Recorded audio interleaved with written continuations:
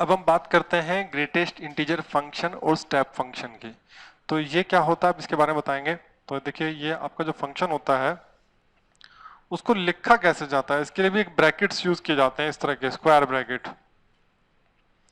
ये square bracket अगर आपको कभी भी दिखाई दे इस तरह से और आपको लगे कि यार स्क्वायर ब्रैकेट लगाने की जरूरत ही क्या थी, आप डायरेक्टली चाहे तो F X equals to X लिख सकते थे, बट अगर यहाँ लगे हुए हैं तो उसका कुछ ना कुछ मतलब होता है। तो ग्रेटेस्ट इंटीजर के लिए जो ब्रैकेट यूज किए जाते हैं वो ये यूज किए जाते हैं, याद रहे।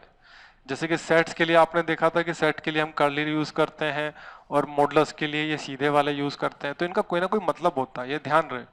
तो यहाँ पर जो है इसका जो मतलब है वो ग्रेटेस्ट इंटीजर से, और एग्जाम में वो बकायदा बताएगा भी कि यहाँ पर this bracket means greatest integer function. तो ये होता क्या है तो इसके बारे में बताता हूं मैं। मान लीजिए देखिए इसमें देखना ध्यान से, अगर x की वैल्यू मैं 1.1 रखता हूं तो your function will give what, आपका जो फंक्शन है उससे आउटपुट देता है 1, उससे 1 आउटपुट मिलता है। और अगर आप इसमें डालते हैं 1.9 तो आप इसको राउंड ऑफ मत समझना, ये अभी भी 1 देगा। कहने का मतलब सिर्फ ये कहता है कि कंप्लीट नंबर कितना तैयार हुआ।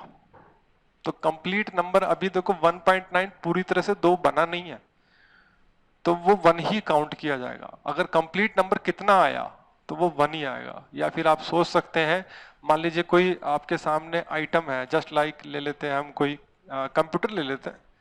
तो कंप्यूटर मान लीजिए एक है और एक आपका 0.1 मतलब 10% है, मतलब कंप्लीट तैयार नहीं हुआ। तो कायदे से देखा जाए आपके पास कंप्यूटर तो केवल एक ही आया, ठीक है।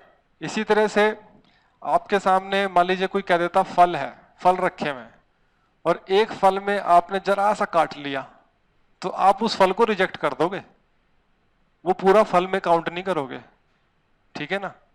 जैसे आप दुकान पे केला भी खरीदने जाते हैं तो केले में हल्का सा भी अगर डैमेज है, हल्का सा भी मतलब 100% सही नहीं है, वो 90% सही है, मतलब जरा सी भी कमी है तो आप उसको रिजेक्ट कर देते हैं, समझ रहे हैं। तो ये है इसमें ग्रेटेस्ट इंटीजर का रोल जो है। प्रोडक्शन की अगर बात करते हैं, मान लीजिए कोई प्रोडक्शन में आपका जो आइटम है वो 99% प्रिपेयर हो चुका है, सिर्फ कंपनी का लोगो निकलना बाकी है। तो लोगो लगाना बाकी है, तो लोगो जब तक नहीं लगेगा तब तक वो प्रोडक्ट पूरा नहीं माना जाएगा और तब तक वो आपका प्रोडक्शन यूनिट से बाहर नहीं जाएगा, ठीक है। समझ में आ रही बात। तो ग्रेटेस्ट इंटीजर का रोल कुछ इस तरह से है। तो इसका जो फंक्शन का जो ग्राफ है उसको भी बना लेते हैं, ग्राफ से भी बेटर क्लियरिटी मिल जाएगी आपको। तो ये हमने बना ली है एक्सिस एक्स एंड वाई।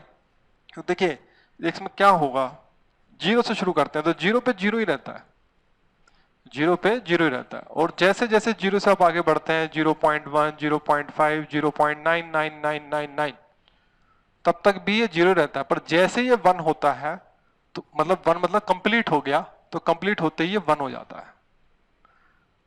अच्छा अब यहां पर आपने डार्क कर दिया तो यहां पर ओपन कर देना चाहिए, कि मतलब अगर जैसे कोई ग्राफ को रीड करे तो ग्राफ रीड करने का मतलब क्या होता है, यहाँ ओपन सर्कल अगर लगा हुआ है तो उसका मतलब ये है कि 1 यहाँ पर नहीं है, वो यहाँ पर है, ठीक है।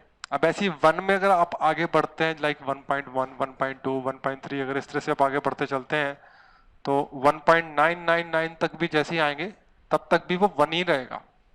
पर जैसे ही आपने उसको 2 किया वो जंप करके 2 पे पहुंच जाएगा। तो यहाँ पर ओपन लगा दीजिए जिससे कि आपको पता चल जाए कि आपका जो 2 है वो यहाँ पर है। तो यहाँ पर आपका 2 लगा देते हैं, यहाँ पर 1 लगा देते हैं और ऐसे ही आपका सो ऑन चलता रहेगा ये। और जैसे ही आपका 3 पे आएगा तो 3 पे ये 3 पहुंच जाएगा और ऐसे ही चलता रहेगा।